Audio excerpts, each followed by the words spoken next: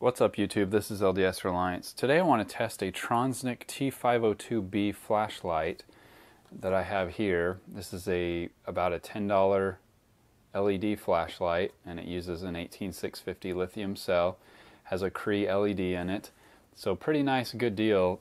How good is that though for $10? So I want to compare it against a much more expensive Jetbeam flashlight and see what happens. This is a Jetbeam SFR26 if you're curious as to what we're comparing against, and this is a much more, I think this is an $80 flashlight. So not really a fair fight, but that's the whole point, is to see how good a $10 18650 flashlight really is. So this does have a CREE LED in it. It's not the same CREE as the other flashlight, but it is a CREE brand name LED. It claims 900 lumens. And it, like I said, it does use one 18650 lithium cell. It has 5 different modes. Has a high, a medium, and a low mode with the lumens that they claim there. It does claim to be water resistant down to 1 meter, although I'm not going to test that. It does have a 2-year warranty, so that's pretty nice for a Chinese-made unit. Usually they don't have very good warranties, but that does give you some kind of comfort. And then it does claim somewhere on here, it claims a 200 meter range. Where was that? Somewhere in here it claimed a 200 meter range. So again, I don't have a way to test that, but anyway, let's go ahead and unbox it. No manual, nothing that it comes with, but luckily this is pretty straightforward. It does have a belt clip, which is nice. Not every tactical flashlight does have that. It has a decent heft to it, although it is a little bit lighter than the Jetbeam. I don't like that there's no guard on the on-off button. It's kind of recessed, but it would be possible to accidentally push that in and not know it. Maybe if you had it in your pocket or somewhere and didn't know that, it could heat up pretty hot. The side knurling, I guess is what it's called, but the grip on the side isn't amazing. So if this was wet, it would be pretty slippery. And then I wouldn't try on this tactical edge up here, I wouldn't try bashing any glass or anything. It doesn't seem like it would hold up to that kind of abuse.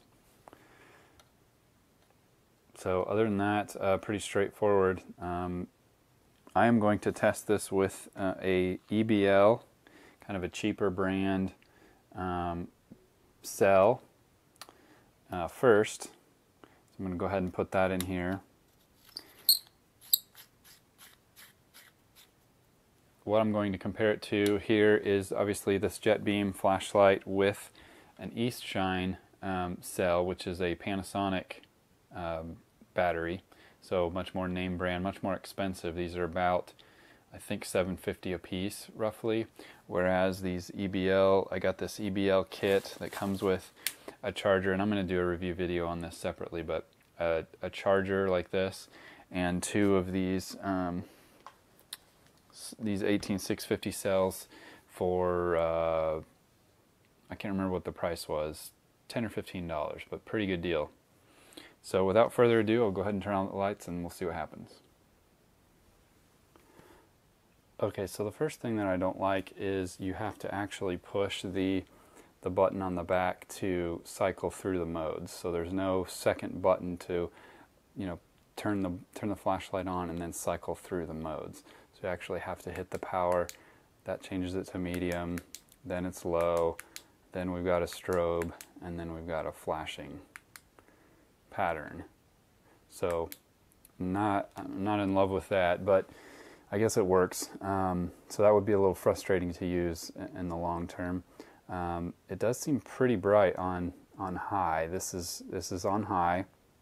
So like I said, I will use a Lumen Meter, which I'm sure is not super scientific, but it's all I've got. So I downloaded a Lumen Meter on my phone. Okay, so I downloaded this light meter on my phone by QLsoft. It's got good reviews, and I was recommended it by someone on my channel, a subscriber. It's just called Light Meter. So I'm going to place this next to the white background over here, and then just kind of aim the flashlight into the middle of the white background. So I'm getting about 100, I don't know if you can see the readout on the phone, but I'm getting about 200 lumen, give or take, 180 to 200. So let's compare that to the other flashlight. And I'm getting 600 lumen.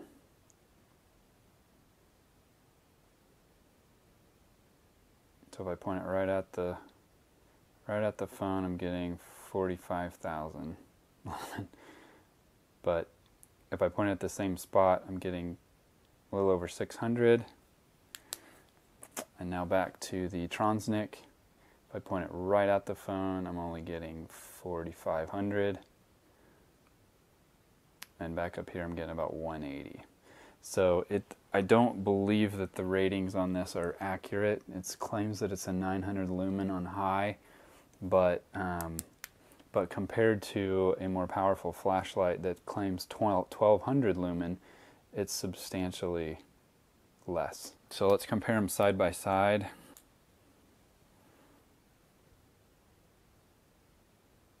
So that's side by side. I mean, just really not even a comparison.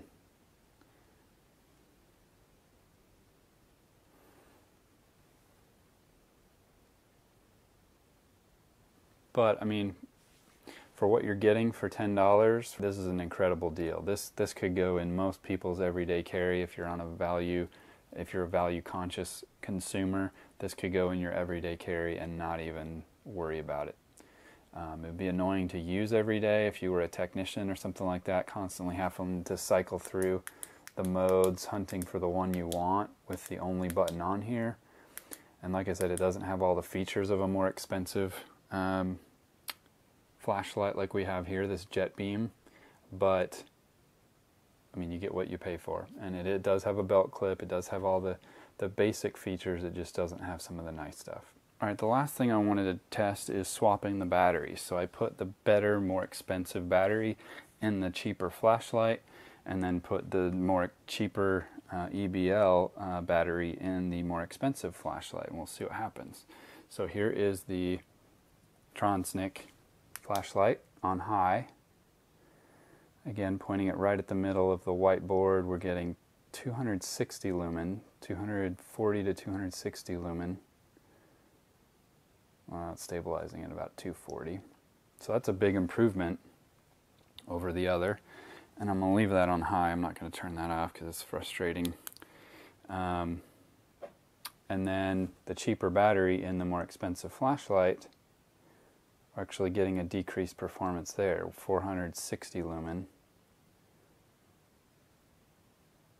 So definitely the battery plays a part in this. So you can improve the cheaper flashlight by putting a better battery in it, but it is limited by the cheaper CREE LED, I'm sure, and maybe internal circuitry. So anyway, thanks for watching, guys. If you like this video review, hit subscribe, and there will be more in the future.